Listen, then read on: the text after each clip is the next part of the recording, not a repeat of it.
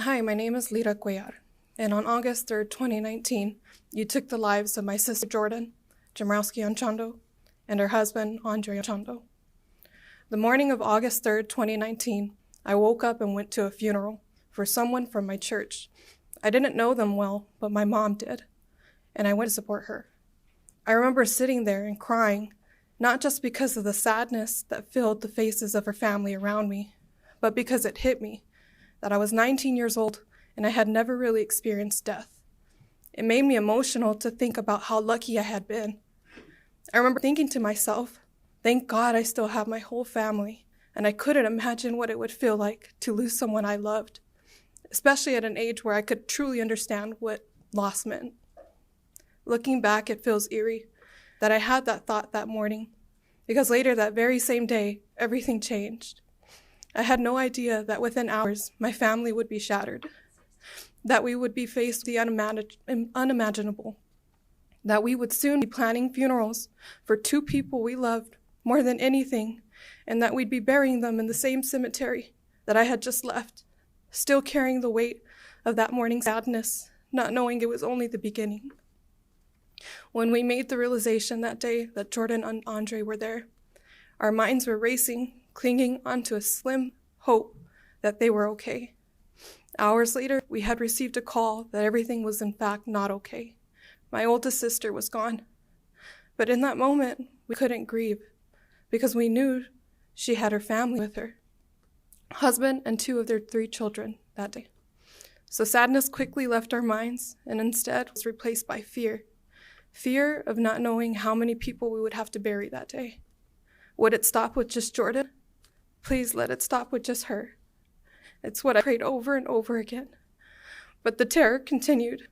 We learned the next day Andre was gone as well, their baby recovering from his parents protecting him, and their oldest daughter safe.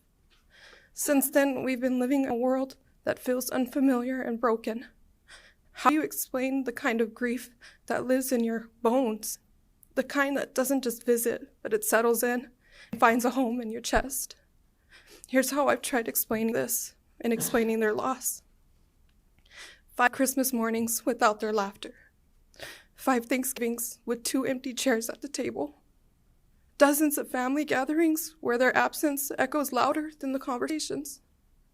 Over 2,000 mornings waking up to a world without them.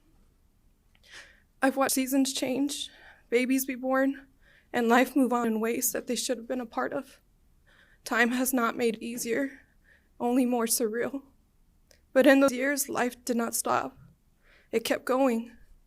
I got married, a moment Jordan should have been there for, crying alongside me with tears of happiness. Yet instead, I have a thread of sadness laced through my happiest moments, carried by the weight of her missing from him. Then came my babies, 2 beautiful boys. My oldest carries her name, because this is all I could give to him of her name. Not her hugs, not her laugh, just the name, Jordan. I moved away because everywhere I turned I saw them, and the neighborhoods that we drove through, blasting music and singing at the top of our lungs, and the faces that looked like theirs, and memories that wouldn't let me breathe. I didn't move to start fresh, I moved to survive. Because staying felt like I was slowly being crushed under the weight of what could be. The city felt too loud and too quiet all at the same time. I couldn't heal in the same place that broke me, but leaving didn't make the pain stop. It just changed it. I carry guilt some days for not being closer. I carry guilt for choosing space when I know my parents are still living at the center of it all. But I was drowning, and that's what grief does. It isolates you. My parents now wake up every day to parent children who are grieving their mom and dad. All the while, they themselves grieve their own daughter and son-in-law. They do everything they can with grace and strength, but I know that they're tired. I know that they're heartbroken. I've watched them age faster than from grief.